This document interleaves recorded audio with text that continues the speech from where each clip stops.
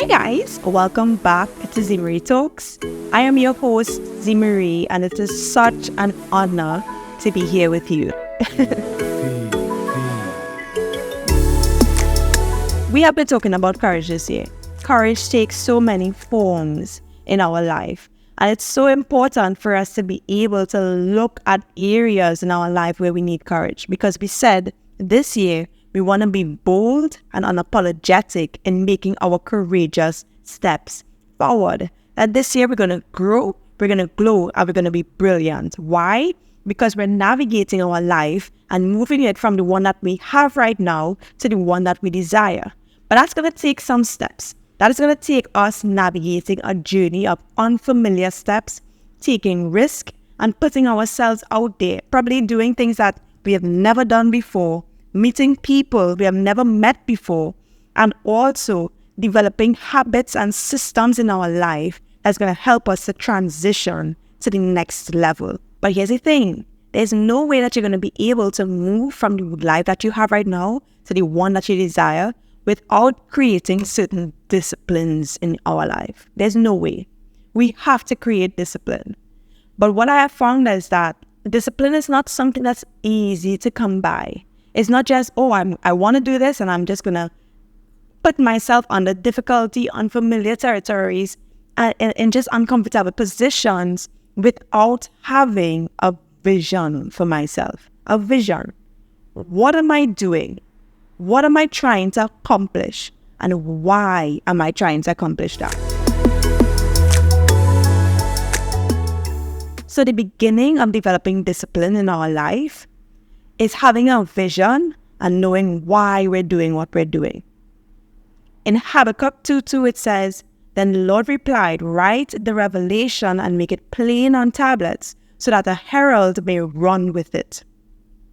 Guys, we need to be clear on why we're doing what we're doing and what exactly we are looking to accomplish. I can tell you that when I did a vision writing workshop with my mentor earlier this year, that significantly helped me to navigate this year much better. Because now that I understand my why and I know what I am looking to pursue and what I would like to manifest on the earth and the life that I would like to accomplish in the future, my decisions have become more precise. Last week, we talked about the courage to say no. And sometimes it's abrasive and sometimes it's uncomfortable. But we have to actually steward our lives. We have a responsibility to actually accomplish certain things because we have a God-ordained assignment. Each and every one of us have a God-ordained assignment that we must accomplish on the earth. And in order to accomplish that, we have to be able to know what we have to say yes to and what we have to say no to.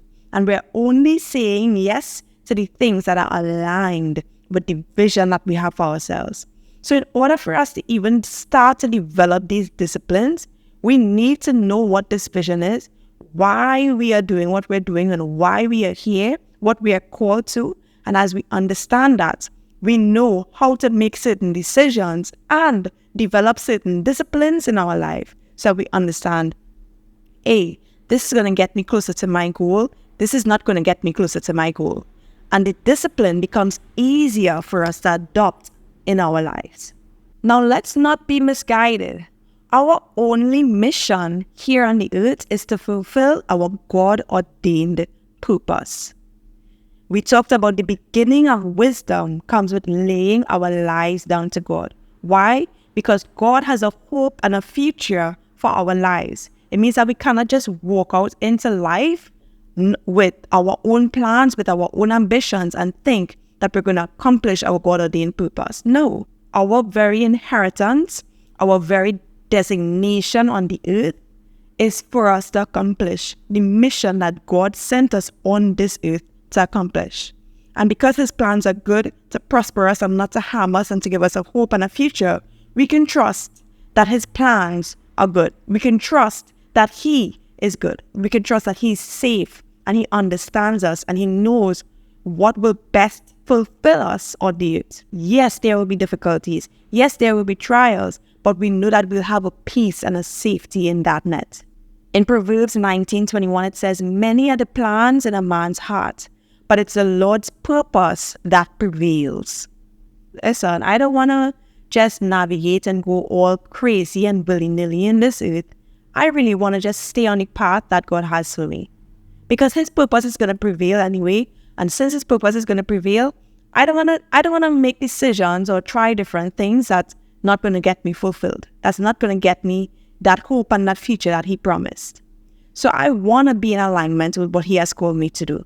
I want to be in alignment to his will and his purpose for my life. Everybody can have a plan for us. Everybody can have a purpose for us. However, our one mission, our one cause is to fulfill our God-ordained purpose. So many people will commit so many things. But now when it comes to our disciplines and our foundation, what we're doing is that we're making decisions that is in alignment with this one mission, this one purpose, this one cause. We're not doing any and everything. We're making sure that we're in alignment with our God-ordained purpose. When it comes to our decisions, we're making decisions that are in alignment with our God-ordained purpose. But here's the next thing. You have to actually believe in this vision. You have to actually have faith in this vision. When you go and you lay your life down to God and you talk to God and you ask him, what is his purpose? What is his plan for my life? And he tells you all the ways that he wants to prosper you and give you a hope and a future. And he tells you the peace and the joy and the love that he wants to give to you. And you get clear on what this vision is. You write it down, you make it plain, you get dead set and say, you know what, I'm going to follow this plan. You have to believe in that plan. You have to believe that God is good enough to keep his promise, that he's good enough to fulfill every single thing that he has called you to fulfill, that he will help you along that journey, and that this is the life that you want for yourself. As we're developing our disciplines, what happens is that our present self is starting to become aligned with our future self. The things that we're doing in the now is becoming aligned with that vision that we're believing in for our future self. We're making decisions and we're doing things that get us to that goal. And what I have found is that a lot of us, because we live in comparison, we think, okay, I could just do any and everything. This one is doing this, so that means I can do that. It is very important to be clear on what our vision is or what God has called us to, because sometimes we have to steward things that other people don't have to steward. Sometimes we have responsibilities that other people don't have. Your goal may be a health goal because you may be facing certain difficulties in your health. Somebody else may not have that. You may have to adjust your diet. You may have to adjust your finances to meet that goal. While somebody else, their goal might be getting a home or starting a business. It doesn't matter what that vision and what that goal is for you. It is very important that you believe in that so that you will start developing the disciplines that you need for your life. For your life, the life that God is calling you to. And God is going to tell us the things that we need to adjust. God is going to tell us the things that we need to drop off or to add to our life. God is going to tell us. So it is very important that you get clear and that you believe in this vision. Because it's not about what everybody else is doing. It's about what you are called to do. And if we don't steward our lives properly by developing the right disciplines, we're going to miss that mark completely. In James 1:6-8, it says, "But when you ask, you must believe and not doubt, because the one who doubts is like a wave of the sea, blown and tossed by the wind. That person should not expect to receive anything from the Lord. Such a person is double-minded and unstable in all they do." In everything that you do, you are unstable. It literally says that person shouldn't even expect anything. So you shouldn't even expect the promises that God has for you because you're double-minded. You don't believe. You don't believe that he's going to do all the things that he said that he's going to do. You don't believe that the vision that he's given you can actually accomplish it. And it's not about you accomplishing it. It's about him working through you to accomplish it. It's a God-ordained vision. God is going to back up every single thing that He says and He has declared. So if He's giving you the vision, you have to believe and trust Him that He's going to help you to accomplish that and manifest it on the earth. It means that whatever discipline that He's asking us to incorporate in our life, whether it be in our health and in our diet, in our finances, in our budgeting, whether it be in our family time, whether it be in our workplace and how we show up and our punctuality. It doesn't matter what it is for you and how we carry ourselves, in our dress, in our and how we present ourselves to society. It doesn't matter what disciplines God has called you to do. And He's asking of you. It may be that you can't go in certain environments and be around certain people. It may be that you may have to cut off alcohol. It may be that you can't watch certain shows, or you can't look at certain things and allow yourself to listen to certain things. It may be that.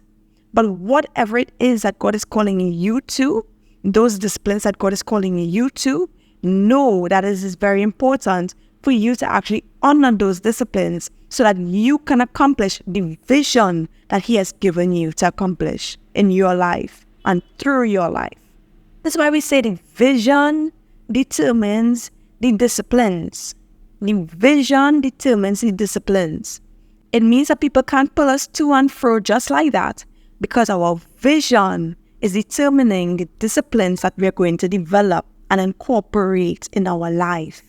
And finally, my encouragement to you is that you steward your life so that you can get the maximum return from it. What's going to help me to walk in my fullest potential? And how do I get there? What type of disciplines do I need to get in my life? What type of habits do I need to get in my life to get there? And it's so important that we incorporate these things. We're going to look at Matthew 25, verse 14 to 28. It's a long passage, and you can read it on your own time, but I'm going to go through it. And it says, again, it will be like a man going on a journey, who called his servants and entrusted his wealth to them. To one he gave 5 bags of gold, to the other 2 bags, and to another 1 bag, each according to his ability. Then he went on his journey. The man who had received 5 bags of gold went at once and put his money to work and gained 5 bags more. And also the one with 2 bags of gold gained 2 more. But the one who had received 1 bag went off, dug a hole in the ground, and hid his master's money. After a long time, the master of those servants returned and settled accounts with them. The man who received 5 bags of gold brought another 5. Master, he said, you entrusted me with 5 bags of gold. See, I have gained 5 more. His master replied, well done, good and faithful servant. You have been faithful with a few things. I will put you in charge of many things. Come and share your master's happiness. The man with 2 bags of gold also came. Master, he said, you entrusted me with 2 bags of gold. See, I have gained 2 more. His master replied, well done, good and faithful servant. You have been faithful with a few things. I will put you in charge of many things. Come and share your master's happiness. Then the man who has received 1 bag of gold came. Master, he said, I knew that you are a hard man, harvesting where you have not sown and gathering where you have not scattered seed. So I was afraid and went out and hid your gold in the ground. See, here is what belongs to you. His master replied, you wicked and lazy servant. So you knew that I harvest where I have not sown and gather where I have not scattered seed. Well then, you shall put my money on deposits with the bankers, so that when I returned, I would have received it back with interest. Take the bag of gold from him and give it to the one who has 10 bags. Guys,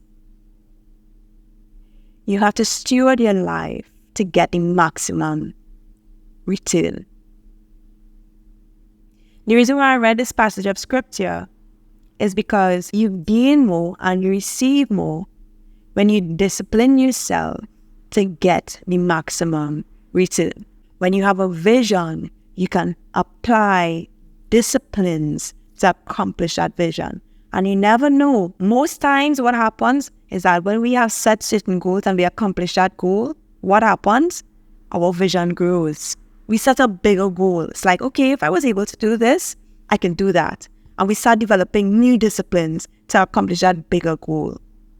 If we want to get a maximum return, we need to be able to develop disciplines that's going to get us to that maximum return. I have a friend. She's a nerd. She's brilliant. And I love her so much. But she's into science and dentistry and all of these different things. And I have no clue about those things.